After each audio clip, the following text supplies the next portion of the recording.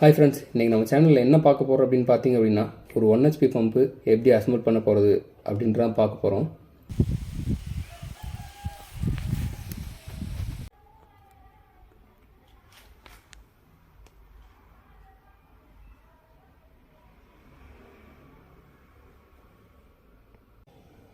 Assemble பண்ணுறதுக்கு என்னென்ன நட்டு தேவை, என்னென்ன நட்டு போல்ட் தேவை அப்படிங்கிறது நீங்கள் பார்த்துருப்பீங்கன்னு நினைக்கிறேன். ஒவ்வொன்றுக்கும் அதோட பேர் என்ன அப்படிங்கிறது தெளிவாக நெக்ஸ்ட் வீடியோவில் போடுறேன். இது கொஞ்சம் வீடியோ ஷார்ட்டாக வரணும் அப்படின்றதுக்காக நிறைய விஷயம் கட் பண்ணிட்டோம். ஃபஸ்ட்டு எப்படி ரோட்டரில் பேரிங் வந்து ப்ரெஸ் பண்ணுறது அப்படின்னு சொல்லி பார்த்துக்கலாம். பேரிங் கரெக்டான பொசிஷனில் வச்சுட்டு இந்த ஃப்ரண்ட் கவர் வச்சுட்டு அதுக்கப்புறமே பார்த்தீங்க அப்படின்னா உள்ளே வந்து இந்த வாட்டர் கட்டிங் நீங்கள் வந்து வைக்கணும்.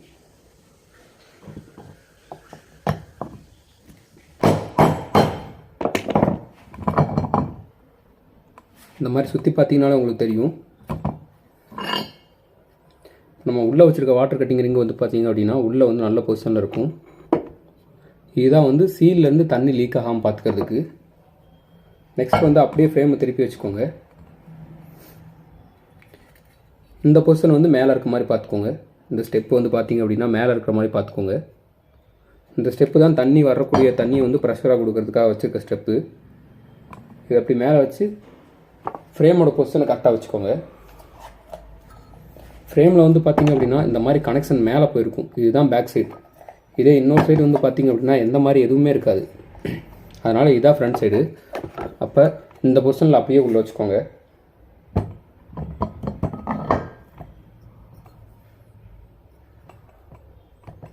உள்ளே வச்சதுக்கப்புறமே இந்த தைராய்டு எடுத்து ஒவ்வொன்றா அப்படியே டைட் பண்ணிக்கோங்க. கரெக்டான பொசிஷனில் வச்சு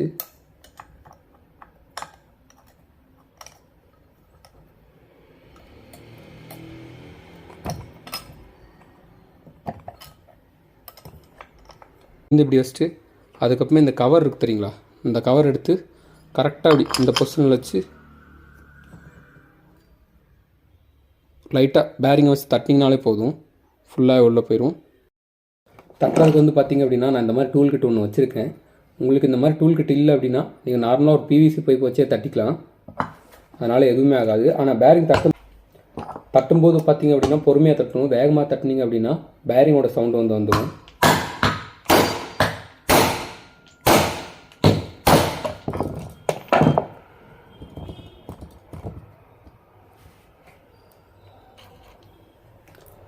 இதுக்கு நட்டு இருக்குது. இந்த நட்டை எடுத்து ஃபுல்லாகவே இதுக்கு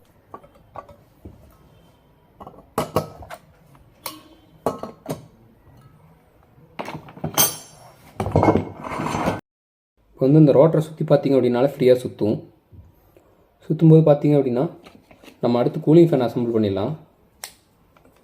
கூலிங் ஃபேன் அசம்பிள் பண்ணுறதுக்கு எப்படின்ற வீடியோ முன்னாடியே போட்டிருக்கேன்.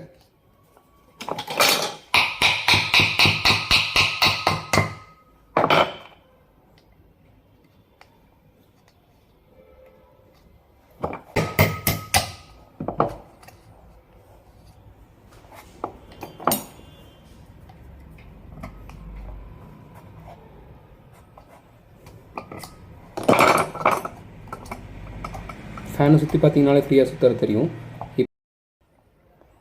இப்போ நோலோட ஒரு வாட்டி செக் பண்ணிடலாம்.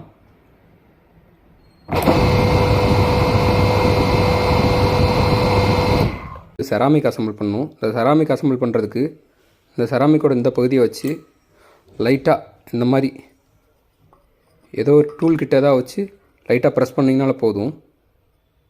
ப்ரெஸ் பண்ணதுக்கப்புறமே நம்ம அடுத்து மெக்கானிக்கல்ஸில் அசம்பிள் பண்ணுறது எப்படின்னு பார்த்தலாம். ப்ரெஸ் பண்ணதுக்குமே உள்ளே வந்து பார்த்திங்க அப்படின்னா எந்த வித கேப் இல்லாமல் நீட்டாக ப்ரெஸ் ஆகிருக்கா என்னென்னு பார்க்கணும். அடுத்து வந்து பார்த்திங்க அப்படின்னா இந்த சீலை வந்து உள்ளே வச்சு ப்ரெஸ் பண்ணால் போதும்.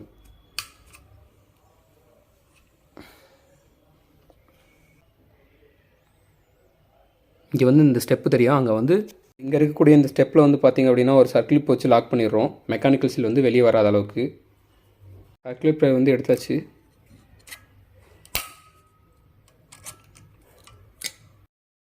இப்போ வந்து நம்ம இம்பலர் எப்படி அசம்பிள் பண்ணுறது அப்படின்னு பார்த்தலாம். இதுதான் இம்பலரு. அதுக்கு வந்து பார்த்திங்க அப்படின்னா அப்படி கீயை உள்ளே வச்சுட்டு இந்த லாக் டைட் விட்டு டைட் பண்ணோம் அப்படின்னாலே ஓகே தான்.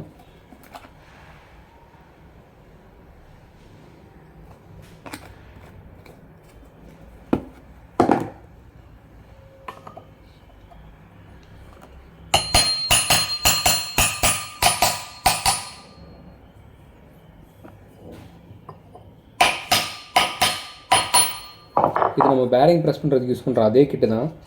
ஒரு வாட்டி சுற்றி பார்த்துக்கோ நல்லா டைட்டாக இருக்கா என்ன அப்படிங்கிறது. அதுக்கப்புறமே இந்த ஓரிங் எடுத்து இந்த ஸ்டெப்பில் வந்து உள்ளே உட்கார்ற மாதிரி அசம்பிள் பண்ணிட்டோம்னா முடிஞ்சிச்சு.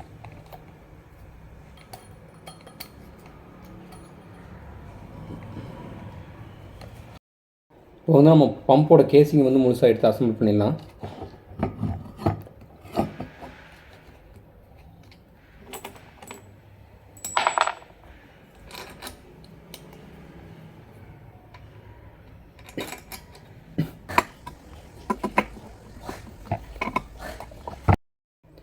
இந்த கேசிங் அசம்பிள் பண்ணி முடிச்சதுக்கப்புறமே ஃப்ரீயாக சுற்றுதா என்னன்ற ஒரு வாட்டி செக் பண்ணிக்கலாம். இப்போ வந்து டெஸ்டிங் போட்டு இதோட ஹெட்டு என்ன ரேஞ்சில் வருது அப்படிங்கிறத தெளிவாக சொல்லிடுறாங்க. இப்போ சக்ஷன் ஃப்ளாஞ்சை வந்து ஃபுல்லாக போல்ட்டு போட்டு டைட் பண்ணிடலாம். நான் டெலிவரி ஃப்ளாஞ்ச் போல்ட்டு போட்டு டைட் பண்ணிட்டேன்.